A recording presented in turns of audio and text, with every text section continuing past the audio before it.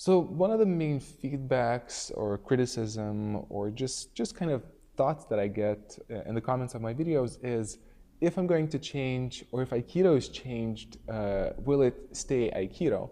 So one of the main thoughts there is if you bring Aikido to MMA, doesn't it become just MMA rather than Aikido? So it's a good question to ask, and I'll try to answer it in details of what's on my thoughts. So let's start with the fact that O-sensei changed Aikido all the time. By O-sensei I mean Morihiro Shiba, the founder of Aikido.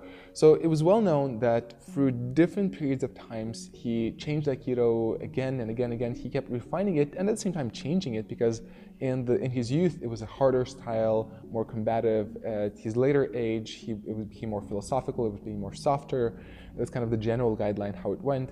And it was interesting that different students who practiced with him in different years, when they went away from him and started teaching Aikido on their own, they presented quite different and sometimes radically different versions of Aikido. While the techniques, you could see the similarities, the names were, most of them were the same, they could get quite different because if somebody trained before the Second World War with O-sensei, then the style was more harder, and afterwards it was more softer, and at the same time they also added their own twist to it. So in that way, Aikido kept changing all the time as well. Now it's also worth mentioning that Shotokan Aikido, or the so-known Tomiki style, which has competition in Aikido, it's quite different from the general Aikido because it does have the competition and also some different approach to certain movements, but it's still considered Aikido. Nobody questions it. While it has a bad reputation between Aikidokas, a lot of Aikidokas tend to give a bad time to Tomiki style because of the competition element, which is crazy, but let's talk about that in another video. But the fact that it has competition is different, it's still considered Aikido, so it shows that Aikido can be quite varied, quite vast. What is also interesting to note is that O-sensei, he even encouraged his students to have their own expression of certain movements, own expression of their Aikido, which you can find if you read the text about his history or his thoughts. There's no recording that I ever came across while reading a lot about Aikido. I never saw Morihiro Shiba, the founder of Aikido, saying that there's only one way to do the technique. There's only one way of doing Aikido. He never stressed preservation or conservation of the style. He even went as far as to say that Aikido is not about techniques. It's about what he said spiritual, and I would paraphrase to this modern day as self-developmental, which is again a discussion, but still he even went as far as to say that Aikido is not about techniques, while these days a lot of Aikidokas are very much attached to techniques. Also probably the conservation, the preservation and making Aikido into exactly what it is and preserving it the same way, it probably has to do part with the Japanese culture rather than the founder's vision. The Japanese culture is a lot about tradition, heritage, respecting what was given from the past and preserving it, and probably that's why Aikido became so tied to its past image rather than as a vision of what the founder was looking for, while he was always evolving and always changing and encouraging people to have their own expression. And yes, of course, if we come back to the major students of O-sensei who created their own styles, you could say, well, they were major students. You know, they trained with the founder himself. They were awesome, and it's totally true. They deserved creating their own styles, but at the same time, when preservation started to kick in and generation after generation trying to preserve the movements rather than the essence of it or the practical element, it almost feels like the spirit of change, which was part of Aikido when O-sensei was developing it, that it disappeared. It just was lost in time. So this is where we need to stop and reconsider what Aikido is about. If you boil it down to the simplest of things, O-sensei spoke a lot about protecting yourself and protecting others, protecting the world in a sense, while also developing your own character. Yeah, the question is that really fulfilled in the Aikido the way it is right now? And to put it simply, my general answer is no. Maybe some styles, maybe some schools, maybe some instructors have done that, but in the majority of styles, in the majority of the Aikido image and how it's presented to the worldwide audience, the techniques lack efficiency. And even techniques, some of them are pretty good, but the way they are trained, they're not really giving a chance for a person to learn real self-development skills. So suddenly we have to drop the part of the Aikido spirit, which is about defending yourself and defending others, suddenly becomes fragile. Suddenly Aikido, what it promises to deliver, without changing, it starts to have an issue here that it doesn't give what it's supposed to give if we don't change it. And even on the self-development, let's say the spiritual side, in most Aikido schools that I've came across and with the people that I spoke about with through the whole world, through comments and conversations and my traveling, a lot of the Aikido dojos, the spiritual side of it is go read about it in the book yourself.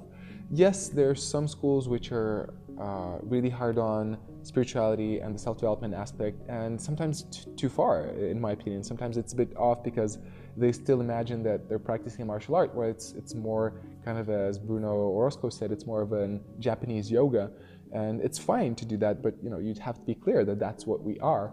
But in most dojos, there's an idea that it is practical self-defense, and it's very spiritual, but the spirituality, as I mentioned, is all about just read about it by yourself off the mat, rather than implementing it into the training and making it into a core part, which I feel is also missing in Aikido, and it can be added if we do the work. And even that would make Aikido much more exceptional and worth practicing in this modern day if we do that.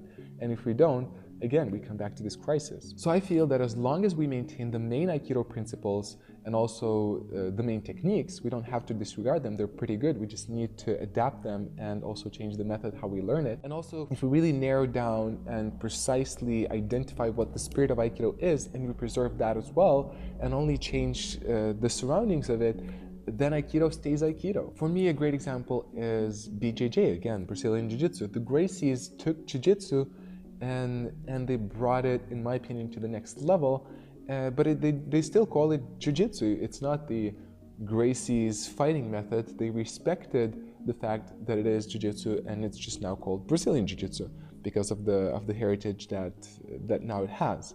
But that's another good example that you don't need to fully separate yourself from where the style came from. Now, the last question I want to touch is about myself. So am I the best person to bring Aikido to the new world, to modernize it, to make it effective?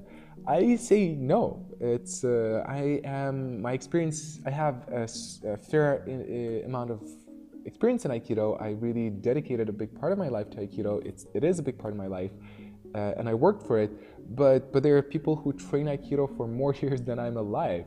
So of course that there may be better and more capable people to do this than me. But the thing is, if we look at this question, if we try to solve it, you do have to jump out on a spot which is in the crossfire. You will have trouble and you will put your reputation on the line. You may lose your connections with people that support you, the organization that supports you, which kind of happened to me already. And it's tough. Trust me, I know by now from personal experience how tough it is, and so few people are willing and ready to go through that. And well, I'm willing to do it. I'm willing to go through the crap, and not to say that I will create the best Aikido ever, and my goal is not to do that, actually, in a sense. I don't consider myself to be the ultimate savior of Aikido. I feel other people could do a better job than me, but until that becomes a big movement by itself without me, I simply want to show and share that it's possible, that you can do it, that it's necessary, that a lot of people need it, a lot of people are interested in it, and I just want to get a head start and also share my process so it could inspire potentially a new generation who will look at Aikido differently and can ask different questions. And that doesn't mean the old way of practicing Aikido has to die. You could call it classical Aikido and continue to train it, but simply be honest. Say that it is what it is. It's just, as Bruno said, it's a Japanese type of yoga where two people practice. It's not about kicking ass. It's something specific, and it has a right to be there. Tai Chi is practiced in most places the same way, although it's technically a martial art. And people are fine with it as long as it doesn't make ludicrous claims. Even myself, I'm doing my best to preserve the old way of practicing techniques in my dojo. I call it traditional techniques, but what I'm changing is I'm changing the way it's presented. That it's presented as a self-development tool. That it's presented as a way of learning about the Japanese culture, and also we can also improve the way it's presented so it would be easier to learn and people would nail it down better. So there's so much space for improvement, but it won't happen unless we do something about it. So in the end, what my suggestion is to give space for Aikido to change, is to give space for a new Aikido, which is still Aikido, but simply different. So, as always, let me know in the comments what you think about this. Don't forget to subscribe if you're watching this video for the first time. Like the video, share it to spread the message if you agree with it, or even if you disagree, to just encourage the discussion.